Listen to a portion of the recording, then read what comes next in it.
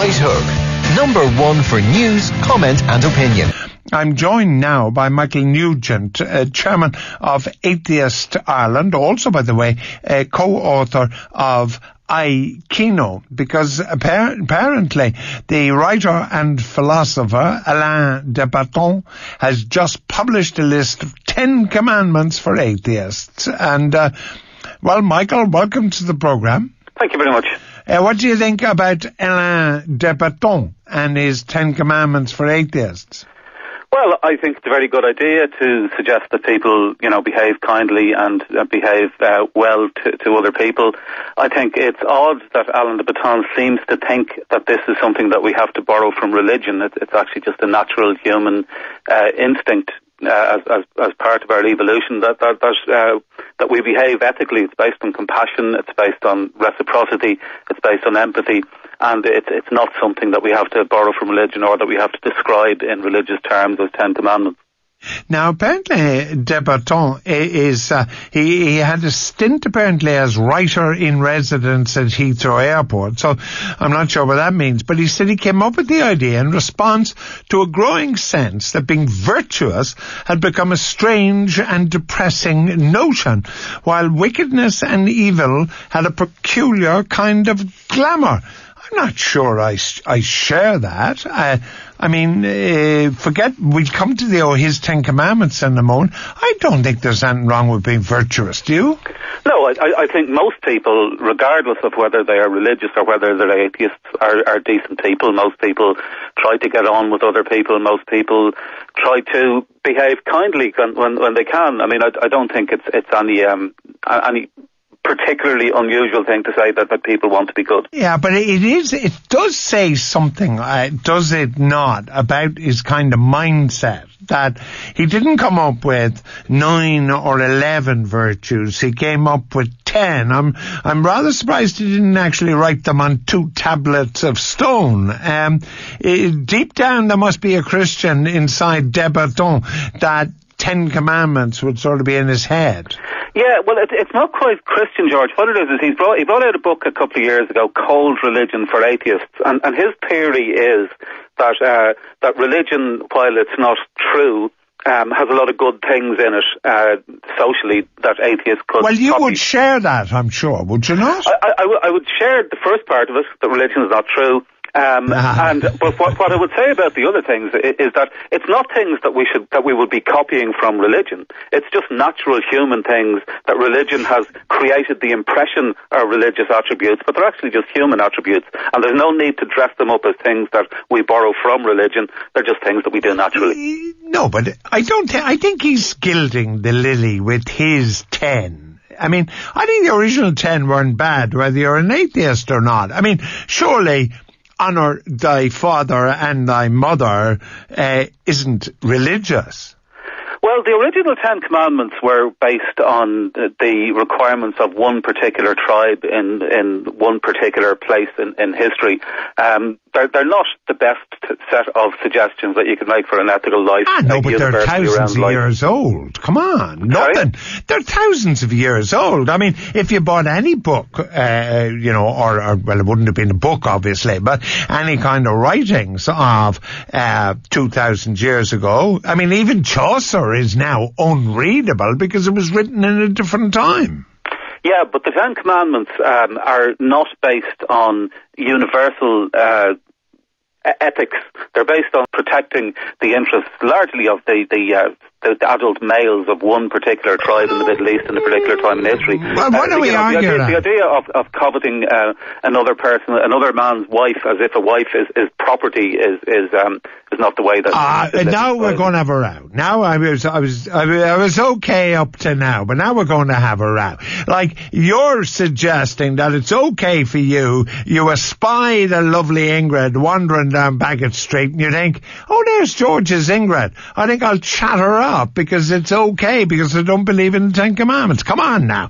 Coveting your neighbour's wife. Treat people ethically, but the reason in the Bible or the reason in the 10 Commandments that you don't covet your neighbour's wife, or the reason that they suggest that adultery is a sin, is because it is a crime against the man who owns that woman. It's not a crime against the woman herself, because the Ten Commandments don't regard women as equal human beings along with men. So we've moved on since then, and we can come up with suggestions and laws to regulate our society in an ethical way that treat women as equal to men in a way that the Ten Commandments don't.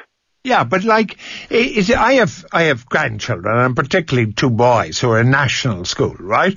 Now, because it's Ireland, because it's a national school, it's under the patronage of the Catholic Church. And these boys are probably told, well, one of them is going to be making his communion in April. I know he's made his first confession in the last week or so. So somebody said to him, now listen to me, young lad, you don't tell lies, and you honour your father and your mother, and you don't kill people, and when you go into court, if you're a witness, you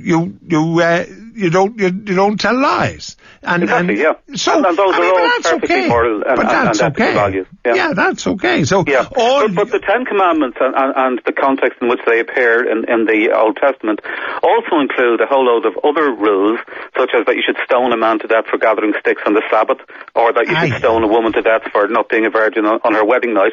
And these are clearly not ethically, good things to suggest.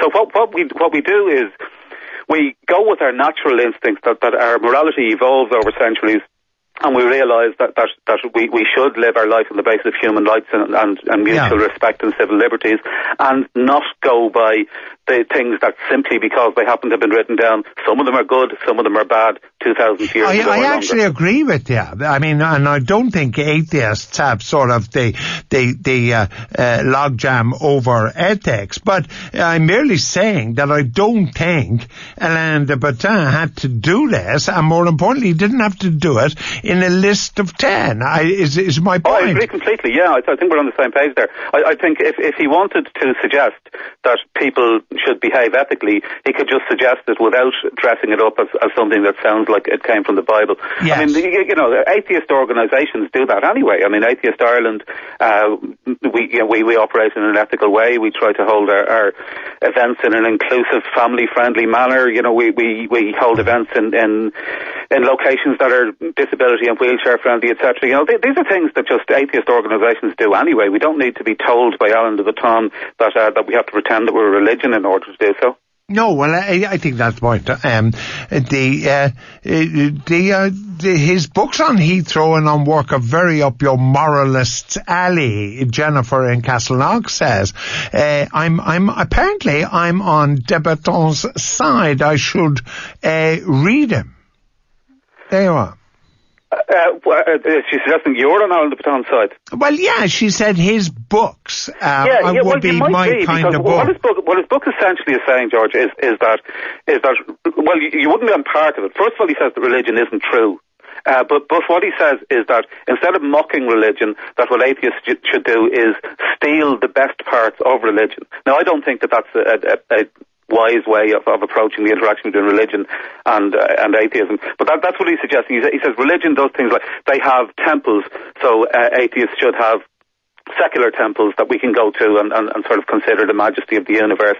He says that religions have disciplines and prayers and meditations, and that atheists should do that without the religious dimension. So I think it's a flawed approach, but that's essentially what he's saying is that religions have some good effects that atheists should copy, whereas I would say that atheists do that anyway because it's a human thing to do rather than a religious thing to do. But atheists aren't members of any club, isn't that right? Atheists are said like there isn't a kind of a club for Atheist Ireland, which I'm a member of. Yeah, which I'm I know. Yeah, but like atheists just don't believe in religion, so that's what makes you common, is it? You don't believe in religion or God or whatever. Well, I suppose it's God. When you say you don't believe in religion, I mean, religion is just an observation of human behaviour. I mean, we don't believe that gods exist, and we believe that it's far more likely that there is a natural explanation to the universe and to morality than a religious one. We don't need to invent supernatural explanations to explain things that we don't yet know scientifically. But aside from that, atheists, like any other group of people, will get together based on shared interests. Okay. And unfortunately, one of the shared interests that atheists do have is the need to separate church and state, because religion has more or less hijacked the way that the laws and government are run in many countries around the world. All right, well, I got a text for saying your attempts to effect a foreign accent are pathetic. Apparently he's not French at all, this guy. Who I presumed he was. His name is spelt D-E and then B-O-T-T-O-N, so if he was French it would be something like de Botton. But apparently his name is Botton. De Botton is how this fella says it should be pronounced. Yeah, I think that's the probably the least important aspect of the conversation. I would have thought so too, personally. Just finally, before you go, somebody wants to know if you could define ethics for them. Define ethics? Yeah. Well, I think that ethics is how we react with other people, whether we act to minimise unnecessary suffering among other people, not just other people. I would say other sentient beings. I would include all animals among that. That's what we should try to do, is to minimise suffering and to maximise well-being among all sentient beings. And however we do that, the complicated things that we don't know exactly what the knock-on effects of our behaviour are, but however we do that, it's corrupted. The already difficult task is corrupted by adding in supernatural commands that have nothing to do with suffering or well-being of sentient beings. All right, thank you so much. Michael Nugent, chairman of Atheist Ireland and co-author of Kino. Coming up next, technology. The Right Hook. Number 1 for news, comment and opinion.